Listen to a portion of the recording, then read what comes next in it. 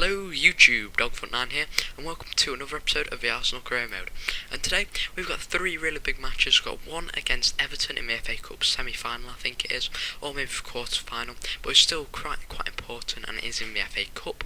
And then we've got our first leg in the semi-finals against Tottenham in the Champions Cup, and then in the normal league we've got Man City, who are fourth at the moment.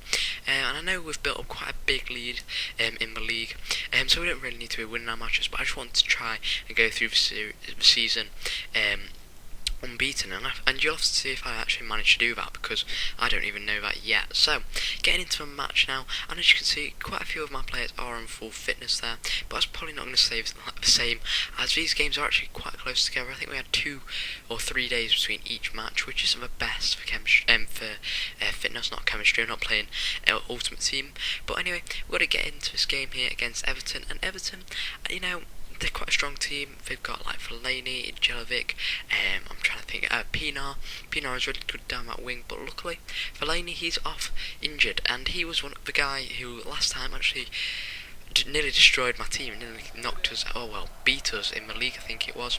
And that could have been quite an embarrassing loss to go out to from Fellaini, who played centre defensive mid, I think, in that game, scoring 3.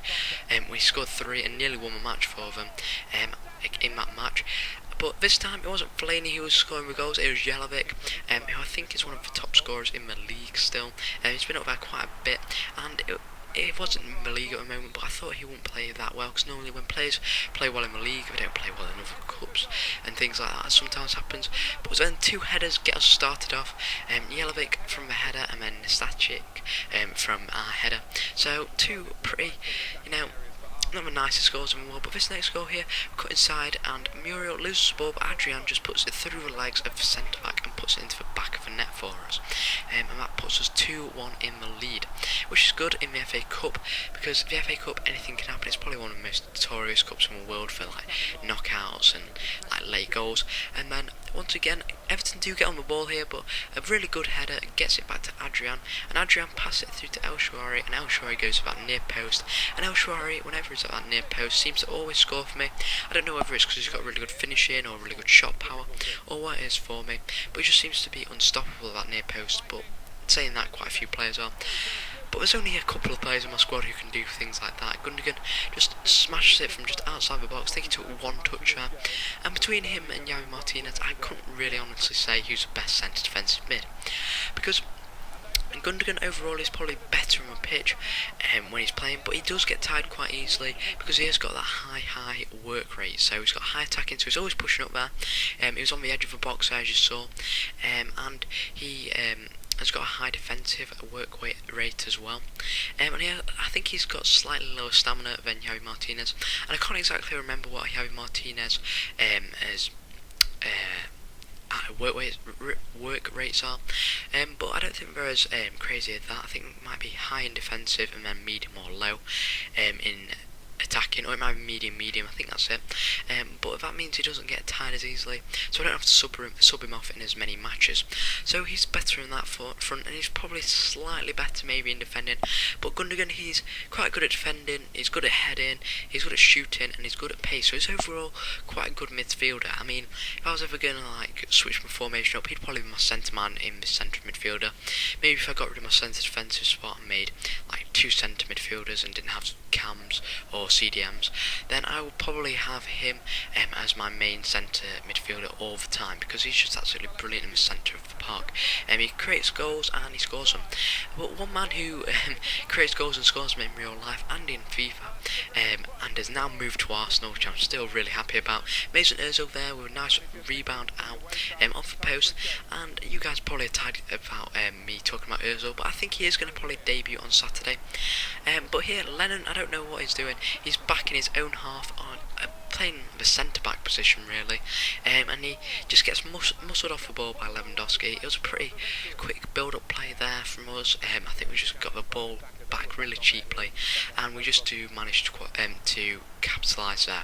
I mean, Phoebe, with his pace, he hasn't grown too much still, but quite a good pass, splitting pass straight across the box.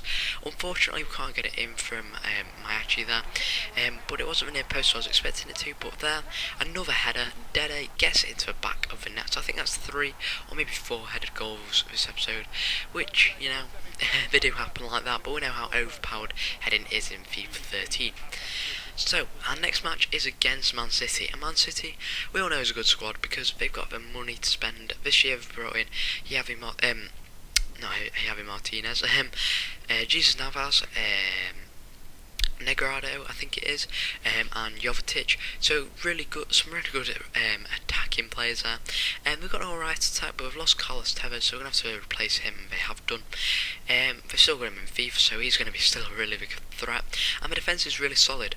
But unfortunately, in this game, I think it's Kolo Torre, I can't remember whether it's Yaya Torre or Kolo Torre.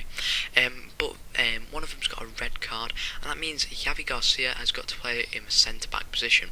So it's going to give me a bit of like room to try and work around him, because he is normally a centre defensive mid, and hopefully he'll play that position a bit more, so I can maybe get in behind him. I don't know exactly yet, but I'm going to have to see. And Milner, he's going to be probably doing quite a bit of work, because we know Milner in real life, he's absolute pain, both defending and attacking against Man City, because he just goes up and down the wing and just cuts off everyone. But here, Adrian crosses it in, and you know what's going to happen. Joe Hart beaten by Varane there, or Varane, I don't know how to say his name, but that's another headed goal there for this episode, probably the most headers in 3 games, but oh well. Hernandez, who's also signed for Man City in the game, not in real life, gets the ball there, gets unfortunately tackled, I think it was, or passes it across, but Milner, as we said, gets Carlos Tevez on the ball, and I don't know what my centre back was doing there, and another headed goal for this episode. And then Muriel, he gets it through on goal, and Muriel does what he does best. He gets the ball with a bit of pace and puts it into the top corner, which, you know, that's all you can ask from a goal scorer like Muriel. He's still young, so he'll probably develop some of those other stats a bit later on, like his head. And his head isn't the best, because I mean, if we scored any more headed goals in this episode, I think it would be a pretty boring one. But that was a pretty good goal from him. And then once again, over header goes in from Vincent Kompany this time, and he's probably one of the only guys who I'd expect to score those headers who actually scored, because I mean, I didn't really expect Carlos Tevez to be scoring a header.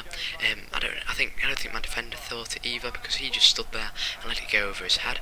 But the last game, the last goal of the game is once again El Shawari at the near post, and he does it again, near post, from El Shawari. It's just so overpowered in this game, but hopefully it'll be sorted in the next FIFA.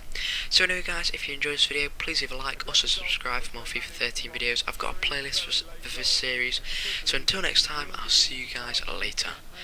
Bye.